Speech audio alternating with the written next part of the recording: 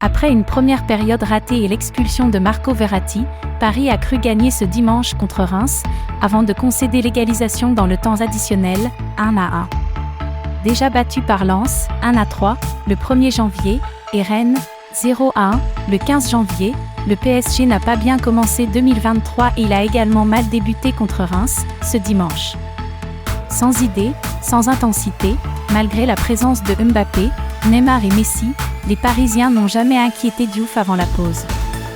C'est Donnarumma qui a été le gardien le plus occupé, et l'Italien a dû notamment claquer une reprise de Munetsi, 17e, très offensif.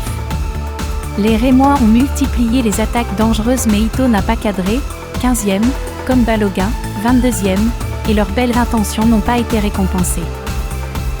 Il fallait quand même que Christophe Galtier change quelque chose et l'entraîneur du PSG a remplacé Vitinha par Verratti, dès la pause.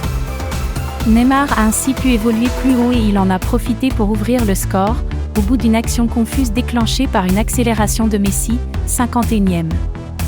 Le premier tir cadré des Parisiens a donc été le bon, mais il n'a pas sonné la fin de leurs soucis car Verratti a été expulsé, 59e, la tête de Ramos a été repoussée par la barre, 64e, et Reims a continué d'être menaçant, avec notamment une frappe de Balogun, 75e, et de Van Bergen, 90e.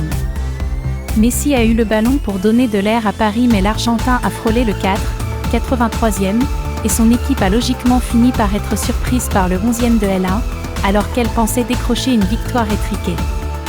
Parti seul au but, Balogun a dribblé Donnarumma pour égaliser au bout du temps additionnel, 90+6. Et le PSG, très décevant, doit se contenter d'un nul comme ses rivaux pour le titre, Lens et Marseille, tenus en échec samedi. Le fait, Verratti expulsé au bout de 14 minutes. La vie du Paris SG est toujours plus facile avec Verratti et les Rémois ont payé pour s'en apercevoir. Quand l'Italien était sur le banc, ils ont maîtrisé la première période et ils ont davantage souffert à l'entame de la seconde. De retour de blessure, Verratti était entré plus vite que prévu, à la mi-temps, mais sa sortie a été aussi précipitée. Coupable d'un tacle dangereux sur Junya Ito, il a été expulsé dès la 59e minute, après consultation du VAR. Sans lui, le PSG a craqué et laissé échapper des points précieux.